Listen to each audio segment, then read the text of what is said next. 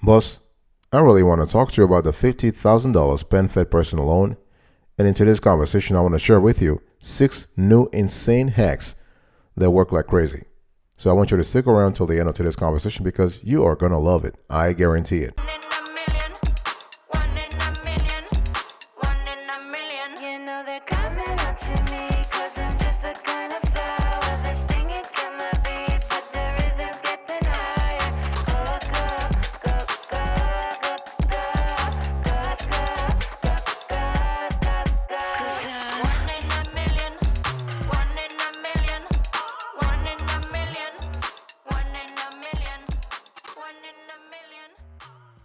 Welcome back, folks, to another edition of the Awesome Sorta Kiwi Show. How are you today? I hope you are doing fantastic. I'm doing marvelous if you were to ask me. If you are doing as great as I am, go grab a cup of coffee or tea or vodka and let's roll. In today's conversation, I want to speak to you about the PenFed Personal Loan with the maximum loan amount of $50,000. And I'm going to share with you 6 new insane hacks that are getting people approved like crazy. It's just amazing. But before I get into the 6 hacks, I first want to talk to you about, I want to give you an overview about the PenFed loan for those of you who are not familiar with the loan. Okay, so you can use the loan for debt consolidation, for home improvement, for transportation, medical and dental, life and events. The cool thing is that PenFed doesn't have restrictions. Unlike other credit unions, they don't have restrictions in terms of how you can use the loan proceeds. Okay, they're very flexible with that. And the cool thing also is that this loan has a soft pull option.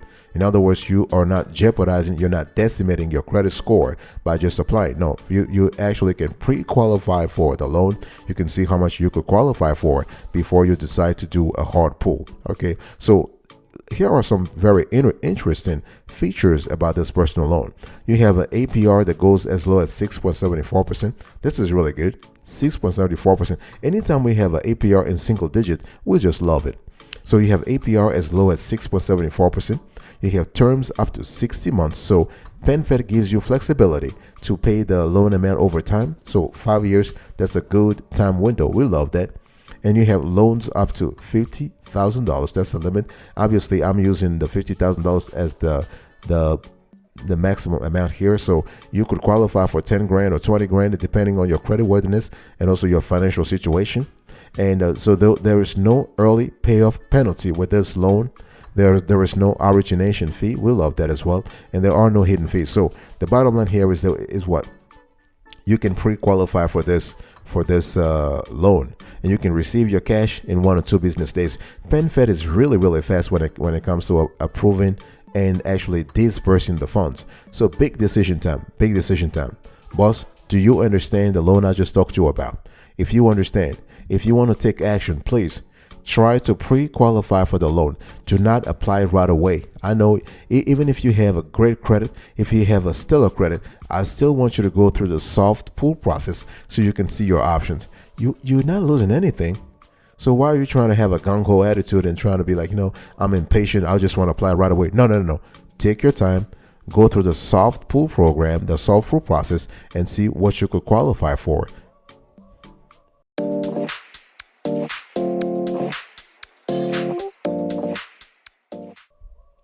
So now that we have a clear understanding of the PenFed personal loan, let's go through the 6 hacks. The first new hack that works insanely, that works like crazy, is branch application. Oh yeah. I mean, the thing here is that you can pre-qualify online though. So once you go through the pre-qualification process and you are comfortable about the amount they're giving you, with the tenor, with the maturity of the loan they're giving you, the APR and whatnot, once you're comfortable with that, if you decide to proceed, boss, I want you to hold your horses and go to a branch. You want to go to a branch. If you are not lucky enough to live in the neighborhood of a branch, of a PenFed branch, you want to give them a phone call. Branch application is a new hack that works like crazy. Everybody talks about, well, I don't have no time, I'm going to apply online. Hey, if you apply online, you are actually increasing your chances of having your ass denied. Okay, you are going to, especially if you have less than stellar credit, you definitely want to go to a branch. You want to have a conversation with the rep. You want to contextualize your loan application. You want to explain why you need a loan. You want to give more meat around your application, as my old folks used to say. Okay, it's a really important. You want to actually give more explanation. So when we talk about branch application, we're speaking about you having a leg up, a big advantage in terms of the underwriting process, because you can speak to a live person, and also in terms of loan closing. Obviously, once they approve you, you can actually, you don't have to go to a branch. But if you want to speed things up, and we're speaking to you about what we have seen in our more than 30 years with being PenFed members. Okay, branch application is really good, and so you can do loan closing real fast. And the cool thing about branch application is that you can bring all the paperwork, and you can submit the paperwork for like in live.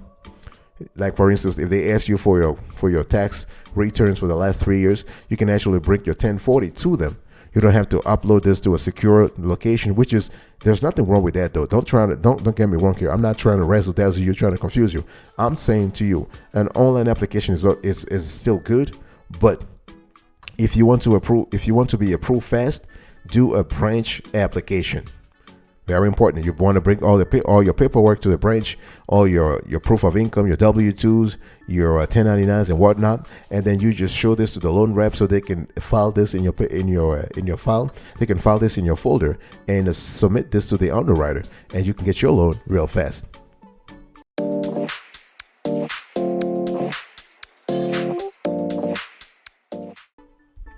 The second hack that works like crazy. It's a new hack. It's I mean, there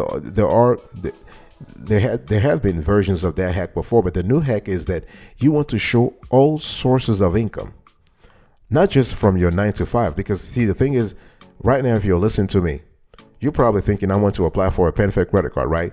I mean, credit card, PenFed loan, the $50,000 PenFed loan. And they were asking you for a proof of income. And so you're thinking, hey, listen, I just want to provide my W-2, my 1099 from my 9 to 5 job. No, the thing is that you want to actually expand the realm, the constellation of income sources you provide to PenFed. They will accept anything. They will accept pay stubs, tax returns, W-2s, and 1099s. Those are the standards, the standard proofs, the standard pieces of income proof. But also think about, if you have let's say you have a side gig. Okay, you are driving for Uber, you are driving for Postmates, you're having some kind of freelancing activity going on. Let's say you are working on Fiverr, you are working on freelancer.com, you are working on TopTal, you are working on Upwork. Well, guess what? During the year, before those platforms send you a 1099, you can actually go to your account and download, let's say, a summary of your transactions for that month. PenFed will accept that. PenFed will accept that. So what I'm trying to say is, if you make, let's say you make $5,000 or you make $2,000 in driving for Uber this month, you can just go to your app and download a summary of your transactions, so you can add that to your income when it comes to the PenFed loan application. Okay, so if you are self-employed, you can usually verify your income with your bank statements, your 1099, or your income tax returns. What I'm trying to say here is that proof of income has become a biggie when it comes to when it comes to being approved for the PenFed loan real fast. Okay, so money, boss, talk to me about your monetary situation, your income situation. Are you making more money from other sources, not just your 9 to 5? If that's the case, what I want you to do is that the next time you apply for a PenFed loan, make sure that you list all sources of income. I mean, all, A-W-L-L. I mean, A-W-A-L-L. So you want to list all your sources of income. Very important.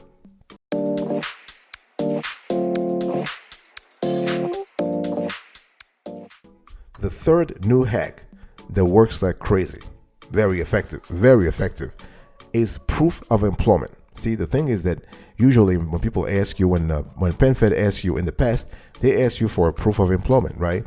You're just probably thinking about sending your W-2 and having a letter of verification, letter of employment verification from your company, right?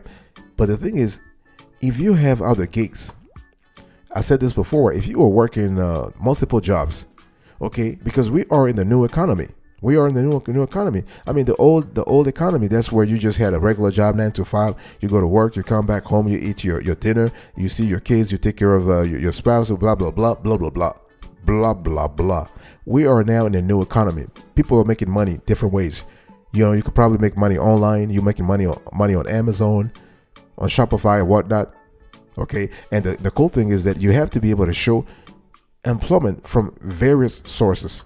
For example, if you have an online store, eBay, Amazon, Shopify, how do you prove employment to PenFed? Well, you're gonna have to have, obviously you have an active account, and you could just download transactions from your account for the last 3 months.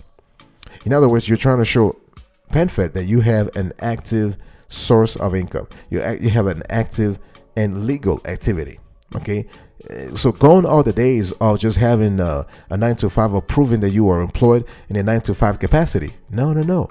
Okay, and so the thing also is that there are a lot of ways, but the thing is that PenFed also pays attention to your resume.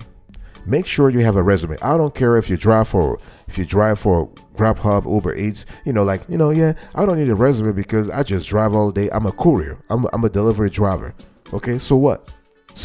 It's a job. It's a legit job that pays handsome money. So do me a favor. Hey, do me a favor. Make sure that you are able. Obviously, you don't have to contact Uber Eats and ask them to provide proof of employment. No, it's up to you to go into your transaction summary to download the kind of activities that are happening in your account and show this to PenFed that says, listen, I'm an active Uber driver. I'm taking an example here though, but this example applies to all kinds of gigs that you have. Okay, so here is a winner situation.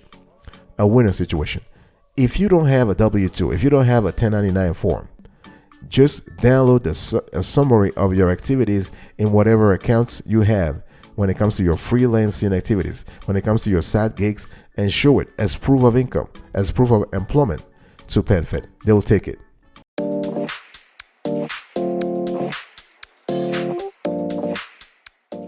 Hack number 4 that works like crazy. It works like crazy. Next time you apply for the $50,000 PenFed loan, do me a favor.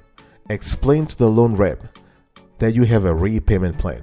Oh yeah, this works like crazy. I mean, can you imagine? A lot of folks, they apply for a loan. They just want to have a loan. You ask them, what do you need? What do you need the loan for? Well, I need the loan for, we're having a baby, and my expenses will go up, and I'm just trying to charge a large purchase on the card, or I'm getting the loan for whatever, home improvements, whatever, for a vacation. But they fail to explain to Navy Fed how they are going to repay the loan. So hey, do me a favor. Do you have a repayment plan? Let's talk about that. Again, I don't care if you hit my ass, but I want you to have a repayment plan.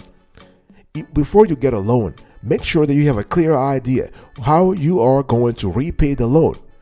Don't you try to razzle dazzle me, trying to confuse me when I ask you the question. And you're like, I'll figure it out. You'll figure out what? Get your procrastinating ass out of here. I want you to have a clear idea how you're going to repay the loan. Do you have a budget? If you don't have a budget, I'm going to say this again. I want you to get your procrastinating ass out of here, because you need a budget to make sure that you can show PenFed. You have to show PenFed that you have a plan, that you have a budget, that you have savings, okay, that you are looking for opportunities to simplify your payments, that you have income, that you have cash inflows to support the loan repayment program, okay? And you have to explain this to the loan officer. You have to say, listen, I am in a capacity to repay you. I can repay the loan, not a problem. And here is why I believe I can repay the loan. It's not about just talking and say, I want you to believe my ass. No. They're not going to believe your ass. They want proof. And I want you to show proof. Okay? Find ways to actually tell the PenFed loan officer that you have cash, you have savings, you have a job, you have a regular income. Regularity is important. Remember, there is a strong correlation between your income sources and your ability to repay a loan, whether it is from PenFed or another another lender, right? This is what you see through the equation of the DTI equation, right? The debt to income ratio actually shows how much leeway, how much room you have when it comes to taking additional debt. So please tell PenFed specifically that you have a repayment plan for the loan. This is a wonderful hack that works like crazy. I'll be right back, but after this, don't go anywhere.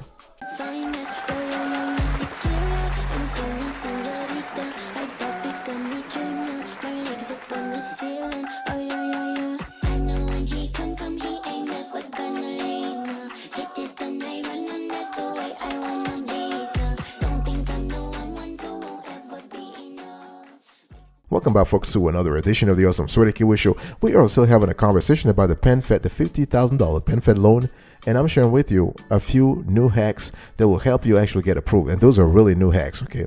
So let's talk about the application itself. You got to think about applying the proper way. In other words, I want you to familiarize yourself with information required on the application form. Most importantly, there's a section called expenses and revenue. Obviously, when you have a loan application form from PenFed or another lender, you have things like the proof of identity, proof of address, right? They'll ask you for your name, first name, last name, and whatnot. They ask you for your occupation, what you do, how you make money, whatever. So you put all those kind of things, all those kinds of information on the application form. That's fine. But one part I really want you to pay attention. I want you to pay attention to the fact that when they ask you for your expenses and your income, make sure that you put the right amount, but make sure that you put the amount in such a way that you are having a positive DTI. What is a positive DTI? The DTI has to be less than 35%. You know, the lower the better. With DTI or CUR for that matter, DTI stands for debt to income ratio, right? Boss, are you following?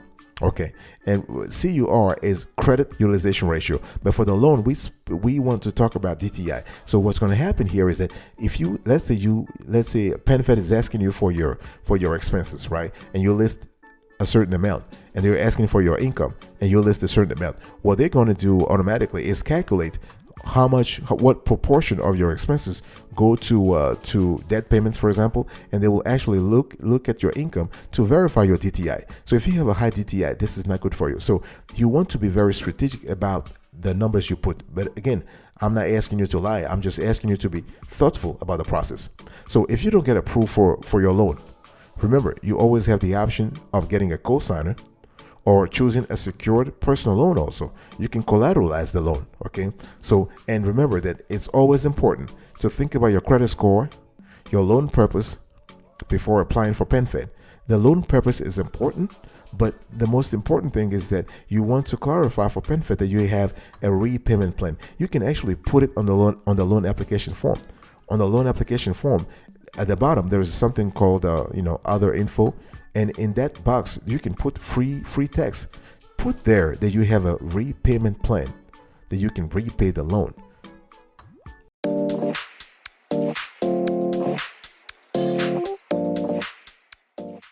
Last but not the least, and I've already touched a little bit on that, and this is a new hack that works like crazy. You need to have a decent DTI ratio and CUR. So I just spoke about this. I mean, DTI, you want to be around 35% or less. And obviously and what we have seen that actually works like crazy is that if you have a DTI or a CUR ratio in single digits, that's even better. It works fantastically. The cool thing is that, DTI, when we talk about DTI or CUR, it's just a matter of gauging your financial responsibility. It's just a matter of PenFed looking at your income and saying, this person is responsible. We think that we can give them a loan because they have capacity. They have monetary capacity to take on additional debt. Okay, and so lenders such as PenFed use DTI in general to approve a loan based on the creditworthiness, but based also on the monetary situation of the borrower. Okay, and it's important to think about a few things. Are you ready for a loan? Are you ready for a PenFed loan? What is your DTI right now? Boss, talk to me about that. What is your CUR right now? Boss, talk to me about that. What is it? What is the status of your credit cards? Because when we speak about credit utilization ratio, we are speaking about credit cards, right? Or revolving products. This could be a credit card or a line of credit. So I want you to have a clear idea of what kinds of credit cards you have, what kind of balances you charge on the card, and whether you have whether you have an open balance or your credit card balance is zero. When we talk about DTI, find ways to actually increase your revenue, because when we talk about DTI, it is a two-way street, if you will. So you can either reduce your debt payments or increase your revenue, right? Because revenue is at the bottom, it is the denominator of the fraction, and your debt payments are the numerator of the fraction. So this is just pure math. Okay, it's not about trying to figure out something complicated. It's not complicated. It's not complicated. You want to reduce your debt to income ratio. Either increase your income or reduce your debt. Try to live within your means. Live within your means. Okay, don't you try to take vacations all the time if you cannot afford them. Don't you try to buy something that you cannot afford. Okay, so here are a few pro tips. If you want to have a decent DTI and CUR, you want to track them. You want to monitor them every month, so you have a clear idea whether you're making progress or you just have to make some adjustments. And the way it works is that you can use an Excel spreadsheet, or there are some financial apps out there that allow you to get the things done real quick.